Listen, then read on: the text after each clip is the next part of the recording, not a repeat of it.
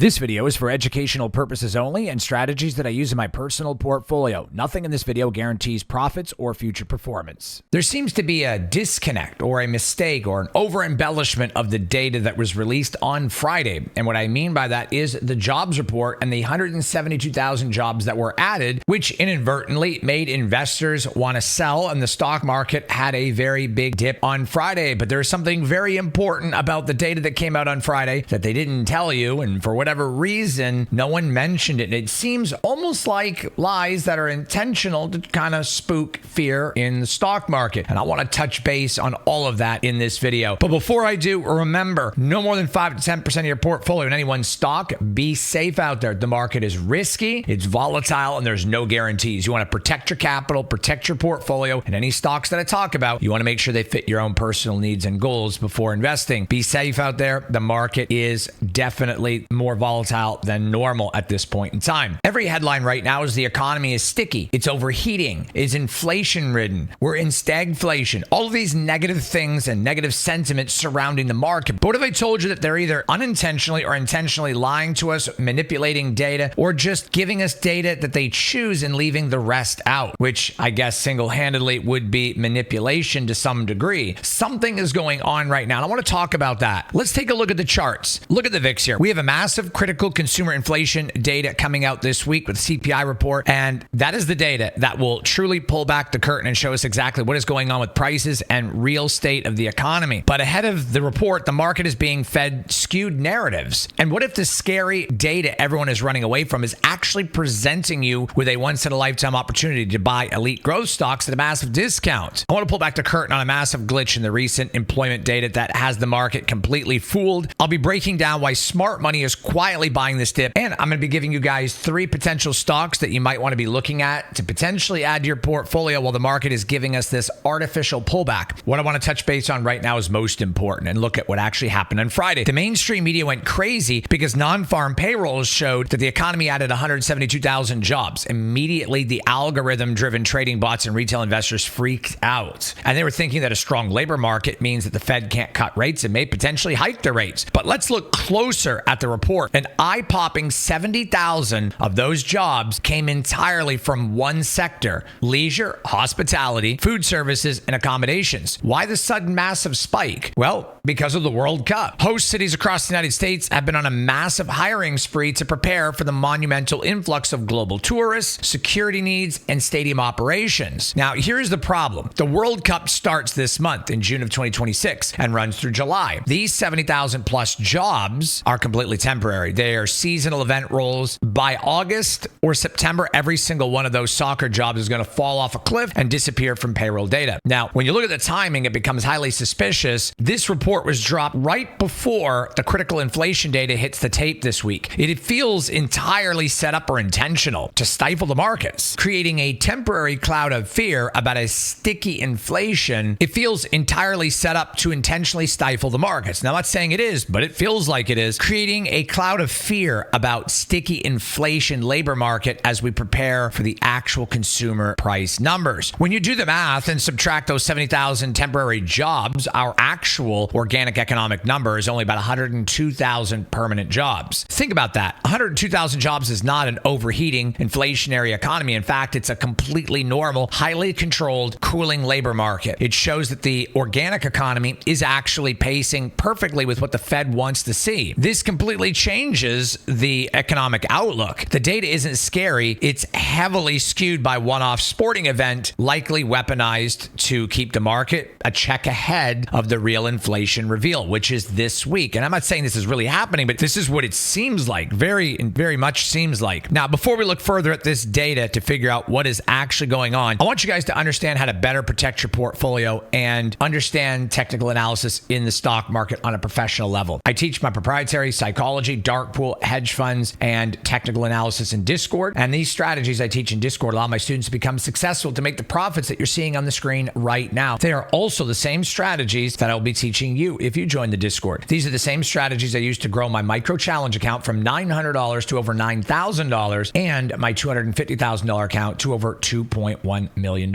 If you guys want to take control of your financial future and you want to understand the stock market better and understand the frameworks of how to become become a better investor and a better trader. I would love to help you grow your portfolio. The link to get started is in the information box below. And like I said many times, I was bankrupt only 7 years ago, and investing in the stock market changed my life. So I set out on a plan to help others just like you. If you guys want to take control of your portfolio and your future and achieve your goals, I would love to help you. Like I said, the link is in the information box below. I look forward to helping you grow your portfolio, and I look forward to seeing you real soon in the Discord. Now, why is this data being overlooked, and is it intentional? Look, we have perma bears like Michael Burry constantly out there beating the drum, warning that we are in a massive historical asset bubble. When a report like this drops, the bears immediately latch on to the headline number or push the narrative that inflation is going to spike and the market is doomed. When you look at the VIX, it's pretty natural for it to spike up a little bit. It's been on a pretty big downtrend here, as you guys can see. And whether this data is intentional effort by agencies to make the economy look stronger, or it's artificially clamped down in the market momentum ahead of CPI print, the reality is the same. It is highly unlikely to affect the stock market long term. Why? Because the market is a forward-looking mechanism. The institutional smart money doesn't just read the front page headline, they dig into the items. The institutional smart money doesn't just read the front page headline. They know these jobs are temporary. They dig into the line items. And because the underlying permanent job growth is actually lower and completely stable, the Fed is more likely to hold rates steady or prepare for rate cuts rather than even think about a rate hike. This turns a supposedly negative market event into a neutral or arguably highly positive environment for equities. The narrative is broken. That is exactly where the opportunity is born. To prove the broader market is resilient but not hyperinflationary, let's look at the detailed regional data that came out right before this, specifically the Chicago PMI, or Purchasing Managers Index. This report absolutely blew the doors off the market, surging over 13 points to hit a massive 62.7. For context, anything above 50 is expansion in the manufacturing sector, and a print of 62.7 is a 4-year high, signaling a powerful underlying recovery in manufacturing demand and business activity. Now, if you look at the side charts right here, you can see that the growth expectation is beating previous months. And not only that, we have a rise expectation in food price, which is actually lower than it was in April. 1-year gas prices are lower. We also have the 1-year income growth, which is also stable. And when you look at all of this data and put it all together, it's painting a pretty strong picture here. What is the Fed going to do with this combination of data? When you couple a highly robust manufacturing sector with a labor market that is actually modest and cooling once you strip away the temporary soccer jobs, it gives the Federal Reserve the ultimate playbook. It proves the economy is strong enough to avoid a severe recession, but the labor market isn't tight enough to drive wage push inflation. This completely validates the steady path. We aren't looking at rate hikes. Instead, once these temporary summer jobs fall off the payrolls and fall, it clears a pristine path for the Fed to comfortably introduce rate cuts on a stable economy. This is something really to think about because it lines up almost perfectly with going into fall and going into midterms. So this is all kind of jumbling together, and it is extremely odd that we're getting this data the way we're getting it. And because the market is throwing this tantrum over the flawed headline, we have an artificial dip potentially to buy stocks at a discount right now. But you want to be safe, like I said. No more than 5 to 10% of your portfolio in any one stock. Do not buy stocks just because they're in videos. Make sure that they fit your personal investing goals. And be safe. Protect your capital. The market's volatile. There's no guarantees in anything. But what we do know is time plus patience and good stocks equals profits in the long run. 3 stocks I want to talk about. First, SoFi. And I told my Discord to buy SoFi when it dipped to $15.50 on Friday. It's already back up into the mid-16s. Now, SoFi, from a technical perspective, has been carving out a massive long-term accumulation base. It continually tests and holds high major historical support floors, making the downside risk incredibly well-defined. Analysts widely view SoFi as a premier fintech disruptor that is consistently growing its high-margin tech platform and member base. Now, when interest rate fears temporarily suppress financial stocks, SoFi becomes the prime target to scoop up on the dip before the macro outlook shifts back to rate cuts. And as you guys can see, SoFi has looked incredibly strong over the past few months, stabilizing between $15 and $18. It had a run recently almost to $20, but now it is down again.